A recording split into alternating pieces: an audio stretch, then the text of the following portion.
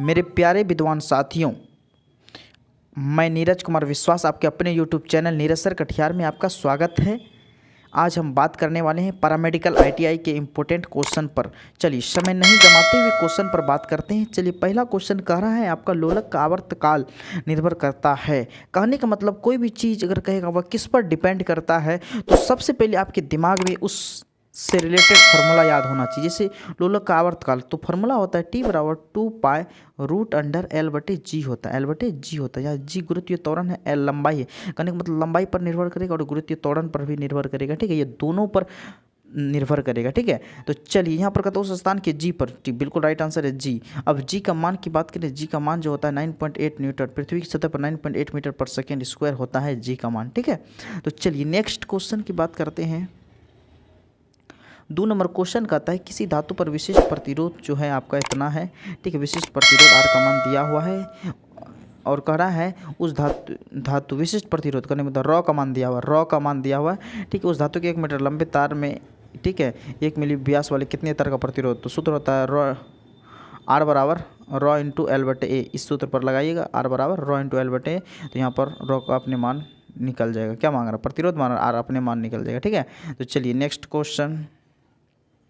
3 number question कह रहा है कि किस घर में प्रतिदिन 60 वाट, देखिए 60 वाट का कितना चल रहा है, 4 घंटा, 60 गुना 4 जलती है, तथा 100 वाट के 3 बल्ब, 100 वाट के 3 बल्ब, तो 300 वाट हो गया और गुना 5 घंटे, गुना 5 कर देंगे, सबको जोड़ दीजिएगा। ठीक है, बट 1000 से भागा दे दीजिएगा, आपका निकल जाएगा आंसर। ठीक है, तो चलिए 3 नंबर क्वेश्चन का ऑप्शन नंबर यहाँ पर आपका D आंसर होगा। ठीक है, अब निकाल लीजिएगा। ठीक है, आसान है।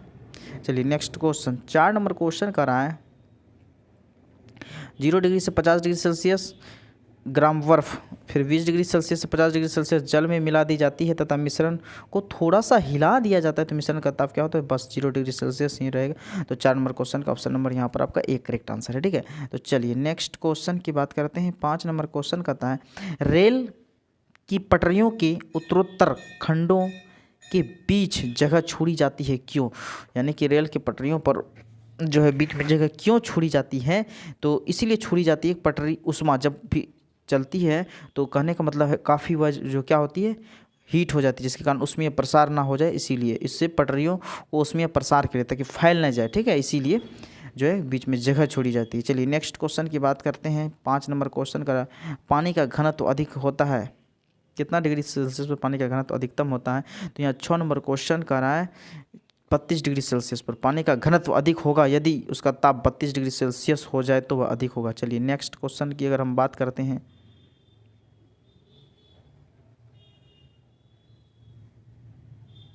7 नंबर क्वेश्चन का 0.535 ग्राम शुद्ध नौसादर चूने के साथ अभिक्रिया करके एनटीपी पर कितने आयतन अमोनिया देगा, तो 7 नंबर क्वेश्चन का ऑप्शन नंबर यहाँ पर आपका B 22.4 लीटर। ठीक है, तो चलिए नेक्स्ट क्वेश्चन 8 नंबर क्वेश्चन पर बात करेंगे। 8 नंबर क्वेश्चन का सुहागा का रासायनिक नाम बताना है, काफ़ी इंपॉर्टेंट क्वेश्चन है सुहागा। ठीक है, Na2B4O7 × 10H2O। ठीक है, सुहागा का रासायनिक सूत्र देना है सोडियम टेट्राबोरेट। क्या होगा, सोडियम टेट्राबोरेट हो जाएगा। ठीक है, चलिए तो 8 नंबर क्वेश्चन का ऑप्शन नंबर यहाँ पर आपका D करेक्ट आंसर है, सोडियम टेट्राबोरेट। ठीक है, चलिए नेक्स्ट क्वेश्चन की बात करें। पोटेशियम नाइट्रेट, नौसादर, ये सब पोटेशियम परमैंगनेट, तो यहाँ पर option number D correct answer. ठीक है, तो चलिए नेक्स्ट क्वेश्चन करा निम्न में से नवीकरणीय स्रोत नहीं है, निम्न में से नवीकरणीय स्रोत नहीं है, तो 9 नंबर क्वेश्चन का आंसर देना है जल शक्ति। जल शक्ति क्या है आपका, नवीकरणीय स्रोत नहीं है। ठीक है, तो चलिए नेक्स्ट क्वेश्चन 10 नंबर क्वेश्चन का था क्रोमियम का परमाणु क्रमांक 24 है, तो इसका इलेक्ट्रॉनिक विन्यास क्या होगा, तो 10 नंबर क्वेश्चन का ऑप्शन नंबर A 2, 8, 13 और 1 होगा, 22वीं कक्षा में 1 होगा। ठीक है, चलिए नेक्स्ट क्वेश्चन। इसलिए क्रोमियम क्या है, मेटल है, धातु है, ये भी ध्यान में रखना है। ठीक है, चलिए नेक्स्ट क्वेश्चन। धातु के 22वीं कक्षा में कितने इलेक्ट्रॉन होते हैं, 1, 2, 3 इलेक्ट्रॉन होते हैं, तो वह धातु कहलाता है। चलिए नेक्स्ट क्वेश्चन 11 नंबर क्वेश्चन कर रहा है। ठीक है, एक रेडियो एक्टिव की अर्धायु 44 दिन है, तो इसको 1 ग्राम कितने दिन में कम होकर के 125 ग्राम रह जाएगा, 132 दिन। ठीक है, चलिए ऑप्शन नंबर यहाँ पर आपका D करेक्ट आंसर है। न्यूमेरिकल बाद में आपको करवा देंगे। ठीक है, टॉपिक बाय टॉपिक। चलिए नेक्स्ट क्वेश्चन 12 नंबर क्वेश्चन कर रहा, प्रयोगशाला में नाभिकीय संलयन की विधि प्रयोग नहीं की जाती है क्योंकि 12 नंबर क्वेश्चन का आंसर ऑप्शन नंबर यहाँ पर आपका सी करेक्ट आंसर है कि अत्यधिक ताप की आवश्यकता होती है, अत्यधिक ताप। ठीक है, चलिए नेक्स्ट क्वेश्चन 13 नंबर क्वेश्चन का था दूध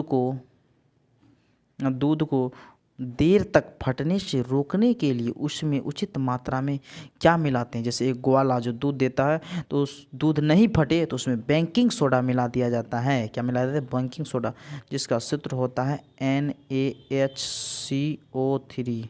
NaHCO3 बेकिंग सोडा का सूत्र है, जिसका रासायनिक नाम सोडियम बाइकार्बोनेट। इसको क्या कहते हैं? Sodium bicarbonate. इसी को आपका मीठा सोडा भी कहते हैं। क्या कहते हैं? मीठा सोडा इसी को कहा जाता है। ठीक है, चलिए नेक्स्ट क्वेश्चन 14 नंबर क्वेश्चन कहता है, ठीक है, द्रव के द्रव्यमान m, प्रकाश के वेग c तथा उसकी ऊर्जा में संबंध क्या होगा। तो 14 नंबर क्वेश्चन द्रव्यमान ऊर्जा समीकरण E बराबर mc²। ऑप्शन नंबर यहाँ पर आपका सी करेक्ट आंसर, E बराबर mc²। ठीक है, चलिए नेक्स्ट क्वेश्चन की बात करते हैं। 15 नंबर क्वेश्चन कर रहा है, निम्न अभिक्रियाओं में रासायनिक अभिक्रिया है। निम्न अभिक्रियाओं में रासायनिक अभिक्रिया है तो 15 नंबर क्वेश्चन, तो 15 नंबर क्वेश्चन का ऑप्शन नंबर यहाँ पर आपका बी करेक्ट आंसर है, बादलों का बनना। क्या? बादलों, अरे रासायनिक अभिक्रिया यहाँ पर 15 का सी होगा। अच्छा, हाइड्रोजन का जलना, सॉरी, तो हाइड्रोजन का जलना, हाइड्रोजन जल गया तो क्या फिर हाइड्रोजन प्राप्त हुआ? हाइड्रोजन जला, हाइड्रोजन खत्म। तो कहने का मतलब रासायनिक अभिक्रिया वैसे रासायनिक परिवर्तन वैसे परिवर्तन को कहते हैं जिसमें जो है कि कोई भी पदार्थ जिस अवस्था से नया अवस्था में गया है पुनः पुराना अवस्था नहीं आ सकता है, तो वह रासायनिक परिवर्तन। अगर पुराना अवस्था आ जाए तो वह भौतिक परिवर्तन। जैसे जल से बर्फ का बनना, जल से बर्फ बन गया, फिर बर्फ से भी हम जल बना सकते हैं, तो वह भौतिक परिवर्तन होता है ना। समझ गए बातों को। तो 15 नंबर क्वेश्चन का option number C correct answer है। चलिए नेक्स्ट क्वेश्चन की बात करते हैं। 16 नंबर क्वेश्चन का था, एसिटिलीन के बहुलीकरण पर प्राप्त होती है। एसिटिलीन के बहुलीकरण से क्या प्राप्त होती है। तो ऑप्शन नंबर यहाँ पर आपका सी, बेंजीन। ठीक है, एसिटिलीन के बहुलीकरण से बेंजीन का सूत्र जो होता है C6H6 होता है। इसका मूलानुपाती सूत्र बोलेगा तो 6 कट जाएगा, CH हो जाएगा। मूलानुपाती सूत्र CH। और बेंजीन का मूलानुपाती सूत्र किसके समतुल्य? एसिटिलीन गैस का सूत्र होता है C2H2। तो यहाँ 2 खत्म हो गया तो यहाँ क्या हो गया? CH हो गया ना। तो चलिए नेक्स्ट क्वेश्चन की बात करते हैं। 7 नंबर क्वेश्चन कहता है, जल की अस्थायी कठोरता का कारण है कैल्शियम तथा मैग्नीशियम के, क्या होता है? कैल्शियम तथा मैग्नीशियम के सल्फेट व फॉस्फेट व सल्फेट होते हैं। ऑप्शन नंबर यहाँ पर आपका बी। ठीक है, ऑप्शन नंबर क्या होगा? बी करेक्ट आंसर है। ठीक है, चलिए नेक्स्ट क्वेश्चन 18 नंबर क्वेश्चन की बात करते हैं। 18 नंबर क्वेश्चन का था, क्लोरीन रंगीन फूलों को रंगहीन करती है। क्लोरीन रंगीन फूलों को रंगहीन करती है। 18 नंबर क्वेश्चन का ऑप्शन नंबर ए, ऑक्सीकरण से option number A correct answer है। ठीक है, चलिए नेक्स्ट क्वेश्चन 19 नंबर क्वेश्चन, नगर में पीने के जल को शुद्ध करने के लिए कौन सा कीटनाशक पदार्थ का प्रयोग किया जाता है। 19 नंबर क्वेश्चन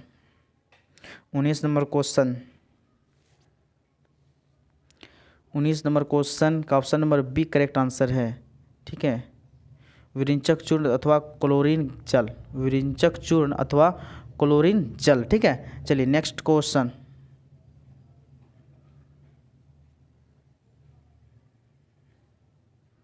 आवर्त सारणी में परमाणु क्रमांक में वृद्धि के क्रम में 20 नंबर क्वेश्चन। तो 20 नंबर क्वेश्चन का option number A correct answer है, धन विद्युत प्रकृति घटती है। Option number A correct answer है। ठीक है, चलिए नेक्स्ट क्वेश्चन, थर्मोस्टेट का उपयोग रेफ्रिजरेटर के तापमान के नियंत्रण में किया जाता है, इसमें क्या होता है। 21 नंबर क्वेश्चन, एक द्विधातुक पट्टी है। क्या है? एक द्विधातुक पट्टी है। Option number A correct answer है। ठीक है, चलिए नेक्स्ट क्वेश्चन 22 नंबर क्वेश्चन की बात करते हैं। तो 22 नंबर क्वेश्चन का था, एक फ्यूज तार में मुख्य रूप से क्या होनी चाहिए। एक फ्यूज तार में मुख्य रूप से क्या होनी चाहिए, तो यहाँ पर अल्प गलनांक और उच्च प्रतिरोध होनी चाहिए। अल्प गलनांक और क्या होनी चाहिए, उच्च प्रतिरोध होनी चाहिए। तो ऑप्शन नंबर यहाँ पर आपका सी करेक्ट आंसर है। ठीक है, तो चलिए नेक्स्ट क्वेश्चन की बात करते हैं।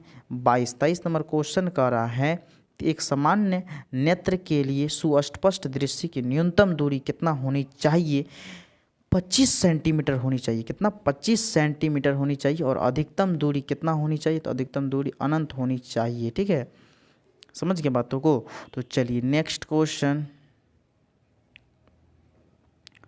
24 नंबर क्वेश्चन कर रहा है एक नक्षत्र का रंग निर्भर करता है, ग्रह का रंग किस पर निर्भर करता है, तो पृष्ठीय ताप पर निर्भर करता है। पृष्ठीय ताप पर। तो ऑप्शन नंबर यहाँ पर आपका डी करेक्ट आंसर है, पृष्ठीय ताप। ठीक है, तो चलिए नेक्स्ट क्वेश्चन 25 नंबर क्वेश्चन कर रहा है कौन सा संघट्य अत्यंत क्षतिकारक होता है, तो आपका हो जाएगा टक्कर के बाद दोनों का गति शून्य हो जाती है। ठीक है, चलिए सभी स्टूडेंट को बहुत बहुत धन्यवाद।